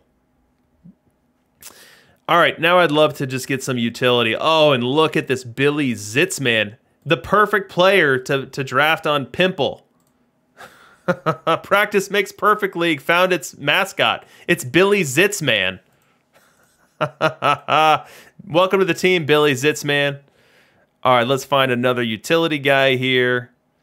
Maybe we do Saturino because he can play first, third, and catch if Double Duty happens to be on the mound.